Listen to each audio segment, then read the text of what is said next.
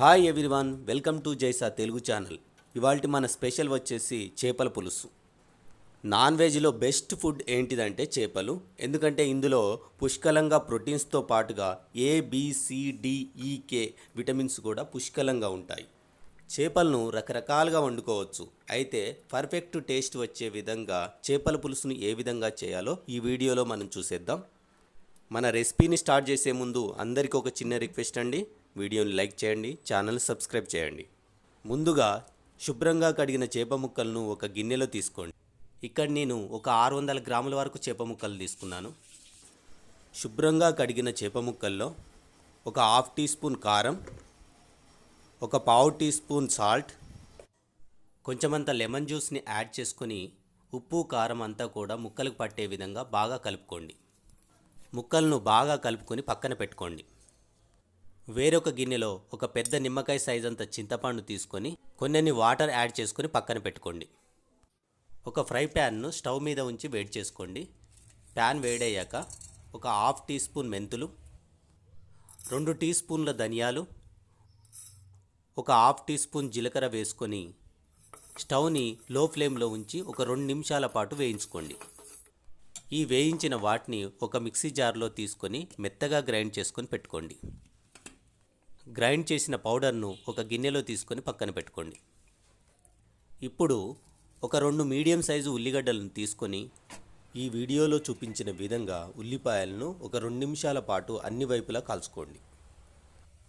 ఉల్లిపాయలను బాగా కాల్చుకున్న తర్వాత పై పొరలను తీసేయండి. పై పొరలను తీసేసిన ఉల్లిపాయలను ముక్కలుగా కట్ చేసుకొని ఒక మిక్సీ జార్లో వేసుకోండి.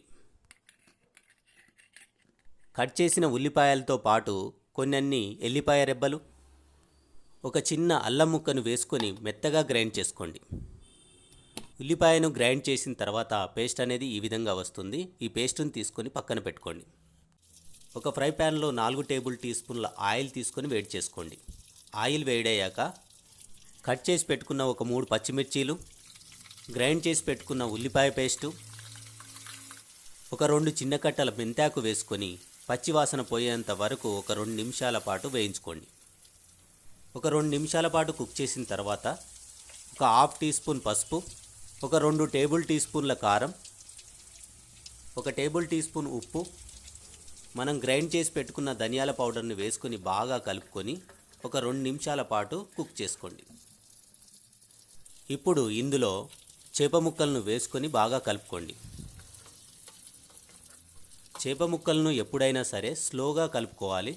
ముక్కలను బాగా కలుపుకున్న తర్వాత స్టవ్ని లో ఫ్లేమ్లో ఉంచి ఒక 2 నిమిషాల పాటు మూత ఉంచి కుక్ చేసుకోవాలి.